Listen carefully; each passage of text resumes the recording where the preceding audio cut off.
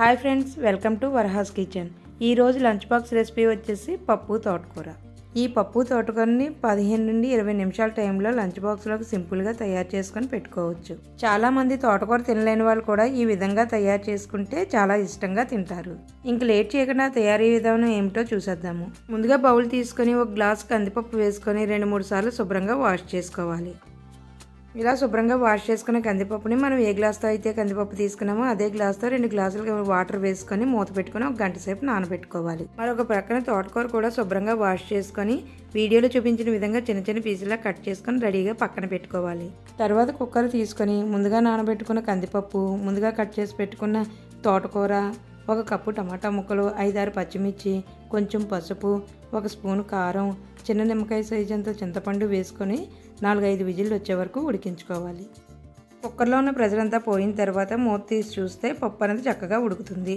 అప్పుడు పప్పు గుత్తి తీసుకొని 2-3 సార్లు పప్పు గుత్తితో మెత్తగా మెదుపుకోవాలి. ఇక్కడ పప్పు అనేది గట్టిగా అనిపిస్తే 1 టీ గ్లాస్తో వాటర్ వేసుకొని పప్పు గుత్తితో మరొకసారి మెదుపుకొని పక్కన పెట్టుకోవాలి. తర్వాత స్టవ్ మీద కడాయి పెట్టుకొని 2 టేబుల్ స్పూన్ ఆయిల్ వేసుకోవాలి. ఆయిల్ హీట్ అయిన తర్వాత 1/2 స్పూన్ ఆవాలు, 1/2 స్పూన్ జీలకర్ర, 6-7 వెల్లుల్లి రేకలు, కొంచెం కరివేపాకు వేసుకొని వేయించుకోవాలి. ఇవన్నీ కొంచెం వేగిన తర్వాత 1 కప్పు ఆనియన్స్ వేసుకొని వేయించుకోవాలి. ఆనియన్స్ 70% వేయించుకున్న తర్వాత 6-7 ఎండుమిర్చి ముక్కలు, రుచికి తగినంత సాల్ట్ వేసుకొని ఫ్రై చేసుకోవాలి.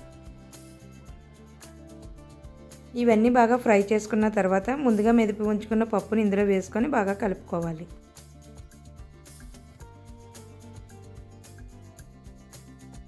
ఇవన్నీ బాగా కలుపుకున్న తర్వాత సాల్ట్ సరిపోకపోతే ఇప్పుడే సాల్ట్ వేసుకొని మూత పెట్టుకొని 4-5 నిమిషాల పాటు ఉడికించుకోవాలి.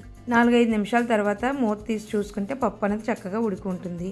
అప్పుడు స్టవ్ ఆఫ్ చేసుకొని వేడివేడి అన్నంలోకి ఈ పప్పును సర్వ్ చేసుకొని తింటే చాలా టేస్టీగా ఉంటుంది. చూశారు కదా, సింపుల్గా పప్పు తోటకూర ఎలా తయారు చేసామో. మరిన్ని సింపుల్ అండ్ టేస్టీ రెసిపీస్ కోసం మా ఛానల్ సబ్స్క్రైబ్ చేసుకోండి. ఈ వీడియో నచ్చితే ఒక లైక్ చేసి మీ ఫ్రెండ్స్ అండ్ ఫ్యామిలీ మెంబర్స్కి షేర్ చేయండి.